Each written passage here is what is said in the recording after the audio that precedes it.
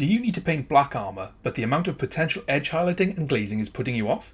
In this video, I'll show you how to do it in 5 minutes with only a little bit of each to get your model on the table fast. The first thing we'll do is prime the model with black spray, and then we're going to give it an all-over coat of very thin Abaddon Black. Next, we'll take some Dark Reaper and Abaddon Black mixed 1-to-1 and thinned with some water. We're going to use a very small dry brush to stipple this on. So get some on your brush, wipe it off on a tissue paper, and then stipple across all those areas that are going to catch the light. You don't have to worry about those areas that will stay in shadow. Just focus on the helmet, the backpack, the arm holding the weapon, and the leg that is sticking out and catching some of that light. We'll then use pure Dark Reaper to do exactly the same thing, just keeping it a little more focused in that original Dark Reaper and Abaddon Black mix. Again, focusing on those areas that are going to be catching the light, such as the shape of the shoulder pads, the helmet across the top of the backpack, and that front arm that's holding the weapon. Don't forget to thin the paint and wipe most of it off your dry brush. We're building up some nice highlights now, and the next step is to do exactly the same thing with Thunderhawk Blue. So thin it down with some water, pop your dry brush in there, wipe most of it off, and then stipple this along those areas that are going to catch the most light. So we're doing this in a lot more deliberate way now. We're really focusing on those areas that are going to be the brightest parts of the armour. We've got a really nice highlighted gradient now, so now we're going to go back in with Thunderhawk and just add some very quick edge highlights. And we're only focusing on those areas that are going to catch the most light, so don't worry about areas where you haven't got any light showing, such as underneath. The last highlight on the armour is with Fenrisian Grey, and again we're only focusing on those areas that catch the most light. Use this fairly sparingly because it really will up the contrast on the armour. So just take your time and put it on those really sharp edges, again only focusing on where the light lands. We're not worrying about the underneath shadow area. Finally, on the armour, I'm going to just take some Black Templar contrast paint and mix this 1-to-1 with contrast medium and use this just to glaze down any areas where I think it's maybe a bit too bright, but also re-establish any of those armour panel lines, as well as some of the black undersuit and ribbing that we've got on the armour.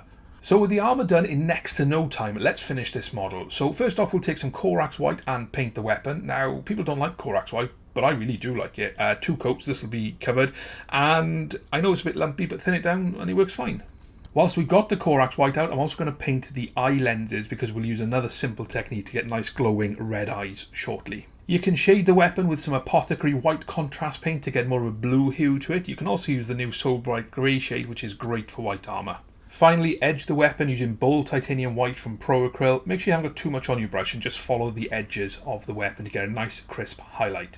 You can also use this inside the eye sockets to get that bright centre.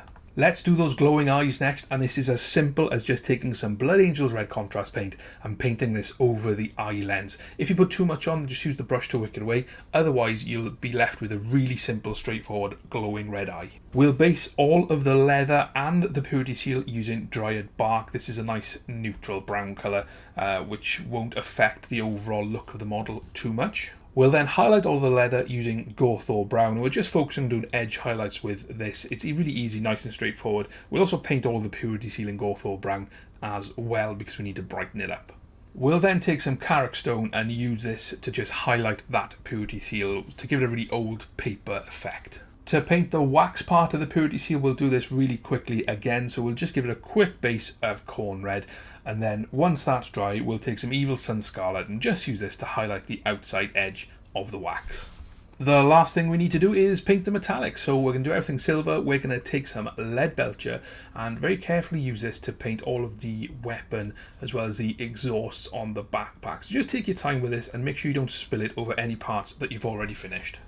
To shade the silver down, we'll take some Nuln Oil. Now this is the new Nuln Oil, which works its way into the recesses a little bit better, but if you've got the old Nuln Oil, that'll work absolutely fine for this stage as well. I think I prefer the old one. Finally, just take some chrome from Vallejo Model Air and use this to highlight the silver. So you don't want too much on your brush, and again, we're looking to just catch those raised edges to give the impression of light bouncing off the silver. You don't have to go wild with this highlight, just focus on the areas that are going to catch the light. And there we go, really quick and easy black armour that will look effective across the tabletop. A huge thank you to all my patrons who make this channel possible. You can support me for just a small amount using the link in the description.